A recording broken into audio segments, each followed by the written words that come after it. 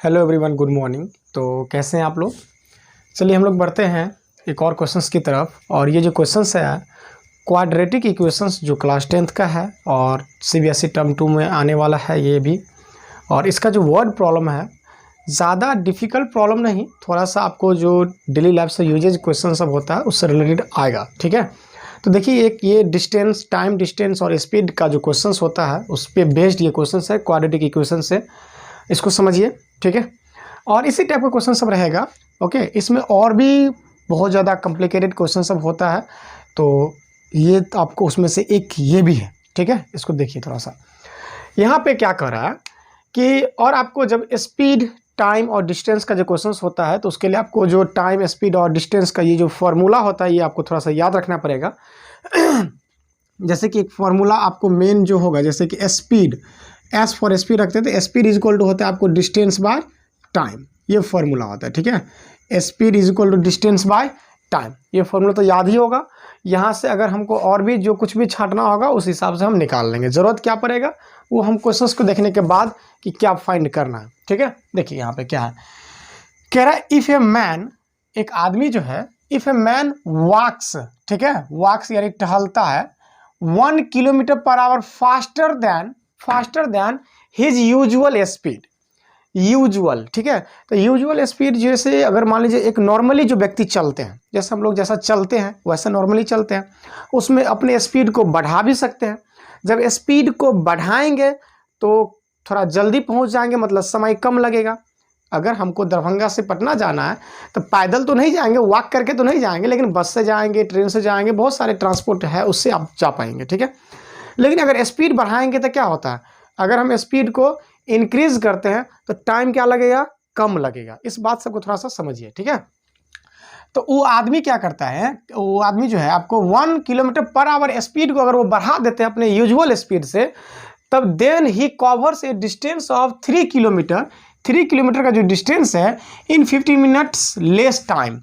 अगर वो जितना टाइम उसको लगता है, मान लीजिए यूजुअल स्पीड से अगर हम कहीं जाते हैं तो जितना समय हमको लगा, ठीक है, अगर हम 1 किलोमीटर स्पीड को और बढ़ा देते हैं तो हमको 15 मिनट के समय कम लगता है। ठीक है, वो इस क्वेश्चन में कह रहा है। तो फाइंड द यूजुअल स्पीड। अगर आप क्वेश्चन को समझ जाते हैं ना तो समझिए आधा काम हो गया, क्योंकि क्वेश्चन समझना ही समझिए सॉल्यूशन का मेन स्टेप होता है।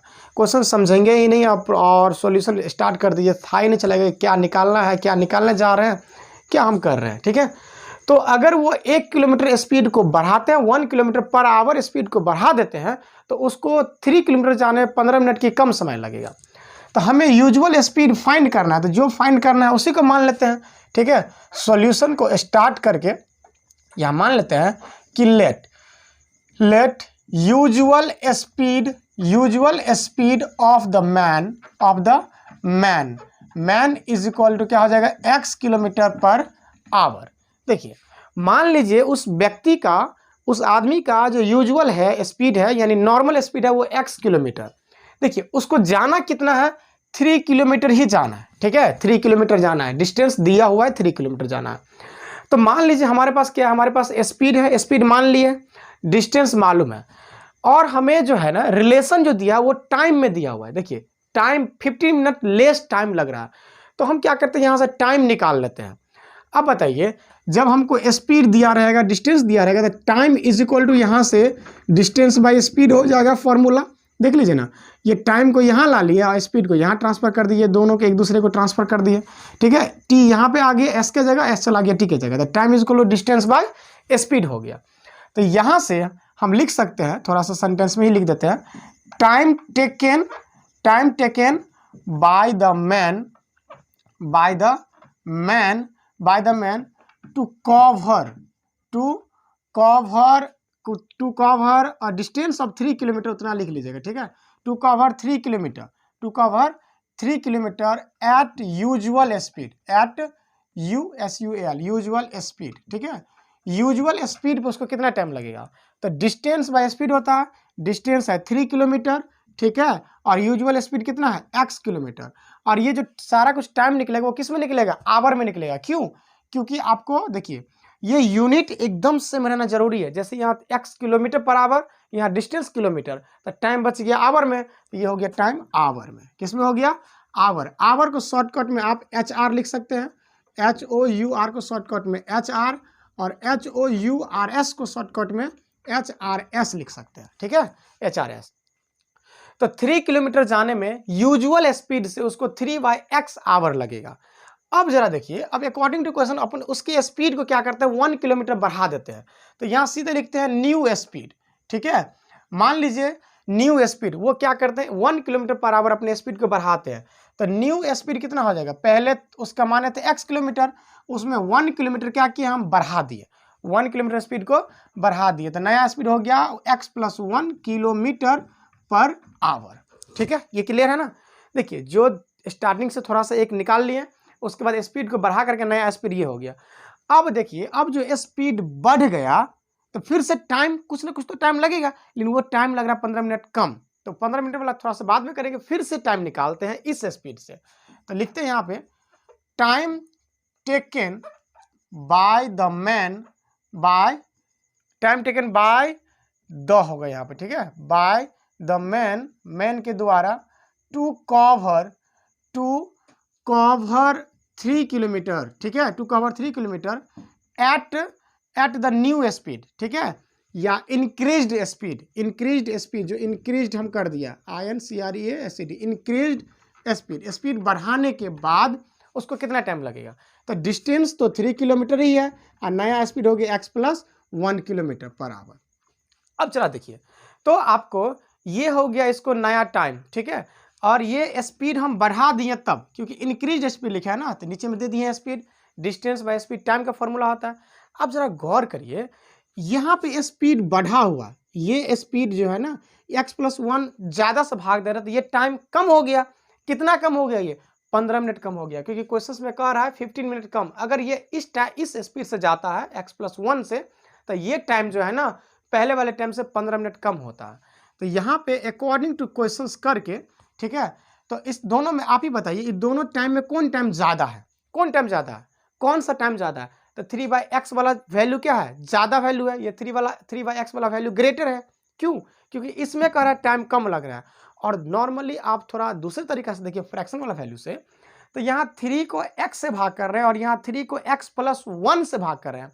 जब किसी चीज़ को हम ज़्यादा से भाग करेंगे, यहाँ दोनों जगह 3 ही है, दोनों जगह क्या है, दोनों जगह 3 ही है, और 3 को ही हम एक जगह कम से एक जगह ज़्यादा से भाग करेंगे, तो जहाँ पे ज़्यादा से डिवाइड करते हैं वहाँ क्या होगा, वैल्यू छोटा हो जाएगा, तो ये वाला वैल्यू क्या होगा, कम हो जाएगा। डिनोमिनेटर अगर ग्रेटर, तो वैल्यू क्या होगा, छोटा हो जाएगा, ठीक है। क्योंकि आप 100 रुपया को मान लीजिए 100 रुपया को 5 लोगों में बांटिए और 100 रुपया को 20 लोगों में बांटिए, तो यहाँ डिनोमिनेटर ज़्यादा है, जैसे x + 1 यहाँ ज़्यादा है, यहाँ x कम है, तो जहाँ पे ज़्यादा है वहाँ क्या होगा, ये कम हो गया, ये क्या हो गया, ये कम है, ये ज़्यादा है, ठीक है, तो ये कम और ये ज़्यादा। तो यहाँ पे अकॉर्डिंग टू क्वेश्चन, ये दोनों टाइम का बीच का जो डिफरेंस है 3/x - 3/x + 1 = कितना है, 15 मिनट, 15 मिनट, क्योंकि ये वाला टाइम जो है ना, ये वाला टाइम 15 मिनट कम है, और देखिए ये सब पूरा टाइम आवर में है, तो 15 मिनट, इसको आवर में बदलने के लिए आपको 60 से भाग करना पड़ेगा, क्योंकि 15 मिनट्स दिया हुआ है ना, इस 15 मिनट को 60 से भाग कर देंगे तो क्या किस में बदल जाएगा, आवर्स में बदल जाएगा, ठीक है। अब इसको सॉल्व करना है, ओके, इसे सॉल्व करके देख लेते थोड़ा सा। x × x + 1 हो गया, x से डिवाइड किया तो x + 1 हुआ, और ये 3 है, तो 3 × x + 1 हो गया। देखिए इसमें से हम 3 कॉमन लेकर के भी डिवाइड कर सकते हैं, ठीक है, आपको थोड़ा सिंपल हो जाता है, लेकिन अब रहने दीजिए, कर दिए। यहाँ से हो गया माइनस, माइनस कर दिए, x + 1 से x + 1 कैंसिल हो गया, तो 3 को x से करेंगे तो 3x हो जाएगा, = 15/60। अच्छा, इसको काट भी सकते हैं, चलिए अभी काटिए लेते हैं, नेक्स्ट टाइम लिखने में ठीक रहेगा। इसे करते हैं तो 3x + 3 - 3x अब बाय x स्क्वायर हो गया प्लस x हो गया, = 1/4 हो जाता है, ठीक है। 3x कैंसिल आउट हो गया, इसे थोड़ा इधर सॉल्व करते हैं, ओके। यहाँ देखिए, यहाँ क्या हो गया, ऊपर बच गया आपको, ऊपर 3 बच गया, और नीचे है x² + x = 1/4। देखिए मेन चीज़ तो वही था कॉन्सेप्ट, उसके बाद तो सब कैलकुलेशन ही है। क्रॉस मल्टीप्लिकेशन करेंगे तो x² + x और = 12, ओके, x² + x - 12 = 0। अब देखिए ये क्वाड्रेटिक इक्वेशन बन गया, इसको सोल्व करना तो आता ही होगा, एकदम सिंपल है। प्रोडक्ट हो रहा है आपको माइनस में, तो X square plus 4x minus 3x minus 12 is equal to 0। X common लेकर के x प्लस 4 हो जाएगा, फिर माइनस 3 और x प्लस 4 हो जाएगा, ठीक है। और यहाँ से एगो फैक्टर बनेगा x माइनस 3, एक बनेगा x plus 4 is equal to 0। इसमें हम ज़्यादा कुछ नहीं बोल रहे हैं क्योंकि ये बहुत सिंपल चीज़ है जो आप करते आ रहे हैं, ठीक है। एक निकल जाएगा x इज इक्वल टू 3 और दूसरा निकल जाएगा x is equal to minus 4 आ जाएगा, ठीक है। तो माइनस 4 तो होगा ही नहीं, आप x किसको मान है, स्पीड को, और ये स्पीड निकल गया निगेटिव। तो यहाँ आप लिख सकते हैं कि speed never be negative, speed never be negative. So required speed कितना निकल जाएगा, x बराबर 3 आया ना, तो 3 किलोमीटर पर आवर, ठीक है। आप नीचे लिख लीजिएगा hence the usual speed of the man is equal to 3 kilometre per hour. Clear, okay. Hope कि आपको क्वेश्चन समझ में आया है। मिलेंगे अगले वीडियो में, तब तक के लिए थैंक यू।